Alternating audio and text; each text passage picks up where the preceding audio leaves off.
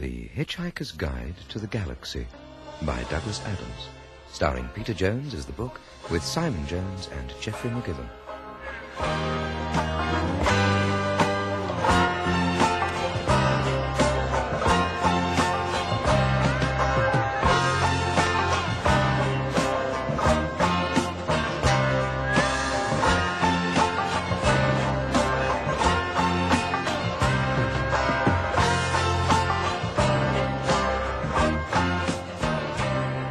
This is the story of the Hitchhiker's Guide to the Galaxy, perhaps the most remarkable, certainly the most successful book ever to come out of the great publishing corporations of Ursa Minor. More popular than the Celestial Home Care Omnibus, better selling than 53 More Things to Do in Zero Gravity, and more controversial than Ulan Kalufid's trilogy of philosophical blockbusters, Where God Went Wrong, Some More of God's Greatest Mistakes, and Who Is This God Person Anyway? And in many of the more relaxed civilizations on the outer eastern rim of the galaxy, the Hitchhiker's Guide has already supplanted the great Encyclopaedia Galactica as the standard repository of all knowledge and wisdom, because although it has many omissions, contains much that is apocryphal, or at least wildly inaccurate, it scores over the older, more pedestrian work in two important ways. First, it is slightly cheaper, and second, it has the words "Don't Panic" inscribed in large, friendly letters on the cover. To tell the story of the book, it's best to tell the story of some of the minds behind it. A human, from the planet Earth, was one of them, though as our story opens, he no more knows his destiny than a tea leaf knows the history of the East India Company. His name is Arthur Dent. He is a 6-foot-tall ape descendant, and someone is trying to drive a bypass through his home. Come off it, Mr. Dent. You can't win, you know. Look, there's no point in lying down in the path of progress. I've gone off the idea of progress. It's overrated. But you must realise that you can't lie in front of the bulldozers indefinitely. I'm game. We'll see who rusts first. I'm afraid you're going to have to accept it. This bypass has got to be built, and it is going to be built. Nothing you can say or do... Why has it got to be built? What do you mean, why has it got to be built? It is a bypass. You've got to build bypasses. Didn't anyone consider the alternatives? There aren't any alternatives, but you were quite entitled to make any suggestions or protests at the appropriate time. Appropriate time? Yes. The first I knew about it was when a workman arrived at the door yesterday. Oh. I asked him if he'd come to clean the windows, and he said he'd come to demolish the house. He didn't tell me straight away, of course. No. First he wiped a couple of windows and charged me a £5. Then he told me. But, Mr. Dent, the plans have been available in the planning office for the last 9 months. Yes. I went round to find them yesterday afternoon.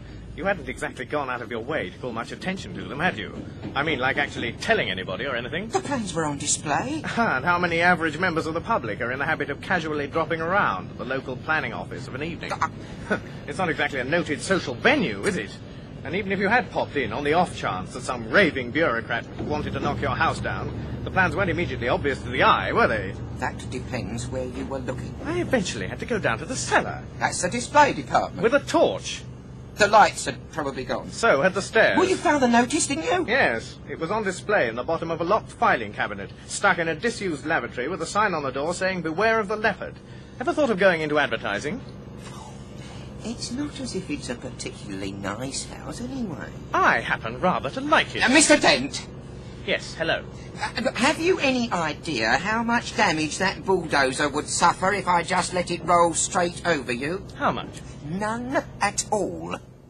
By a strange coincidence, none at all is exactly how much suspicion the ape descendant Arthur Dent had that one of his closest friends was not descended from an ape, but was in fact from a small planet somewhere in the vicinity of Beetlejuice.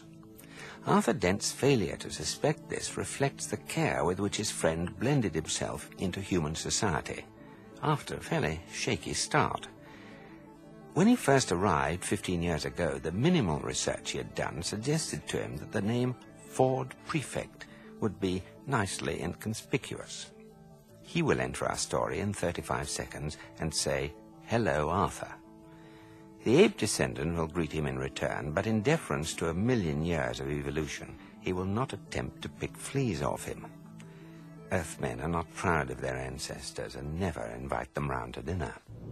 Hello, Arthur. Ford, hi, how are you? Fine. Look, are you busy? Well, I've just got this bulldozer to lie in front of, otherwise... no, not especially. There's a pub down the road. Let's have a drink and we can talk. Don't you understand? Mr. Dent, we're waiting. Ford, that man wants to knock my house down. Well, he can do it whilst you're away, can't he? But I don't want him to. Well, just ask him to wait till you get back. Ford! Arthur, will you please just listen to me? I'm not fooling.